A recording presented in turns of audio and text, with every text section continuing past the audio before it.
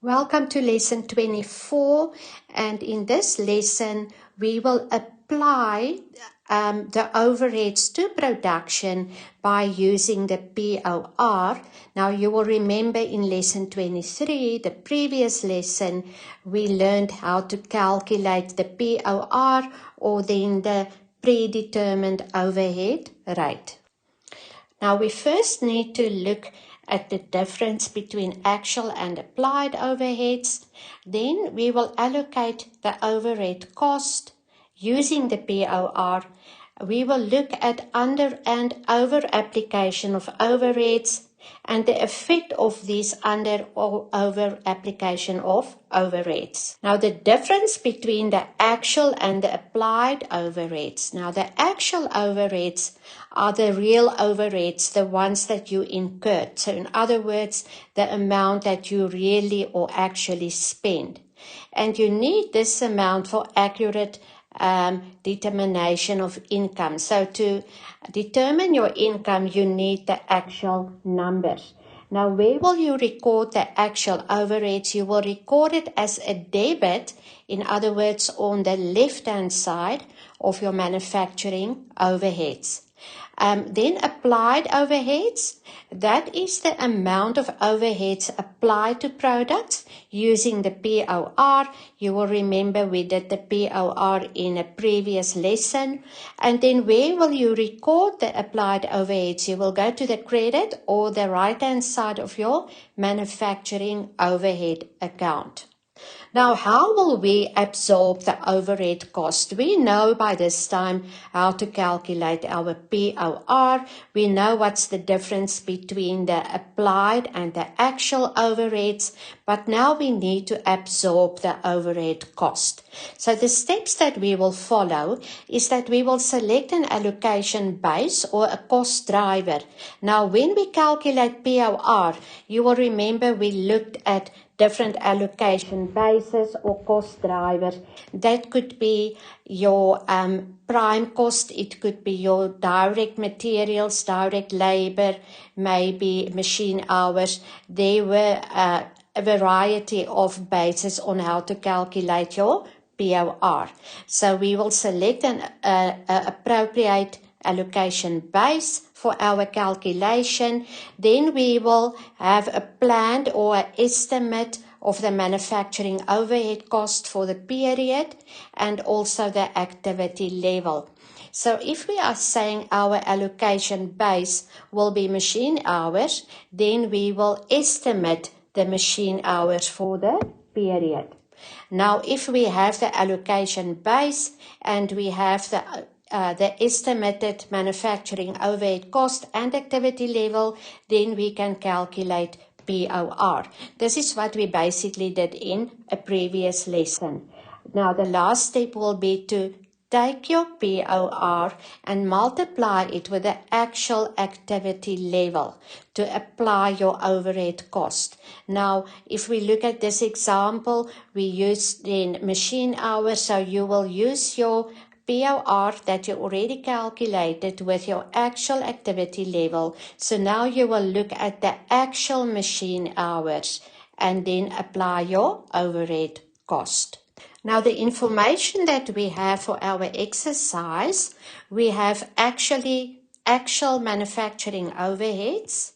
We had budgeted overheads of 300 and the actual was 295. So you will see there's already a slight difference. We budgeted for 300,000 and we actually spent 295,000. But remember, when we calculate the POR, we don't know what the actual overheads will be. So this is why we use the budgeted number. We will only know by the end of the financial year what the actual overheads were. So we will now use the budgeted overheads then when we calculate POR.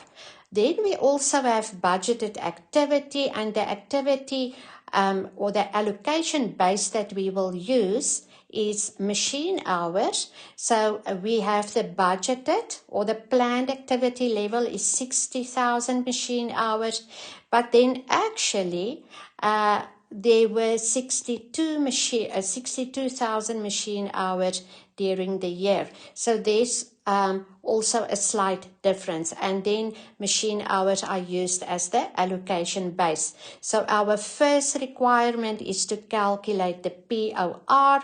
And you will remember the formula to calculate POR was your manufacturing overhead, or the budgeted manufacturing overhead, then divided by your budgeted allocation base. Now my budgeted manufacturing overheads was 300,000, so I will write down 300,000 divided then by my budgeted allocation base. My allocation base was machine hours, and I budgeted for 60,000 machine hours. And this will then give me $5. Now, what is $5 telling me? This $5 is telling me for every machine hour, I will allocate $5 of manufacturing overheads. We will now start to allocate these overheads using the POR. And we said POR equals $5. So in other words, for every machine hour, I will allocate $5 of overheads to production. Now to calculate or to allocate my overhead, I will take my POR times my actual activity. When I'm talking about actual activity, I refer to machine hours because we are using machine hours as my allocation base. So my POR is $5 times my actual activity. So when we calculated the POR, we used the budgeted activity. But now that we allocate the overheads, we will use the actual activity. And my actual activity is now 62,000 machine hours. This calculation will then give me 310,000 Namibian dollar in overheads. Now we need to see or to look at the actual overheads. So our actual overheads is 295. We budgeted, or we had an estimate of 300,000, and we allocated or applied 310,000 to production. So you will see there's now a difference. We applied 310,000, but we only incurred 295,000. So we now need to see whether we under or over applied the overhead rate. So to calculate the over or the under applied overhead rate, we will compare the applied overhead with the actual overhead. And you will remember that my applied overhead was 310,000. This is what I applied or allocated to production.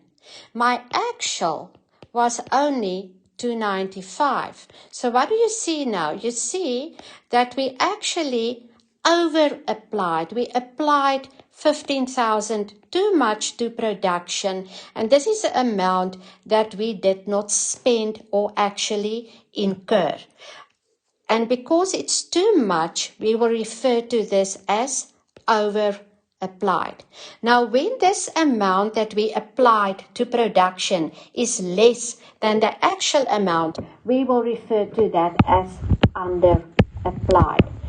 Now, we need to understand how this under or over application can happen. Now, the first thing that can happen is because you used an incorrect POR. You will remember when we calculated POR, we looked at the budgeted volume and the budgeted overheads. So if my actual and budgeted is different, then I will have an under or over applied overhead Right. Now, in the next lesson, I will show you how to record the overheads in your accounting records. We will do that in the journal and in the ledger, and we will also look at this over or under application of overheads, what to do with those in the accounting records.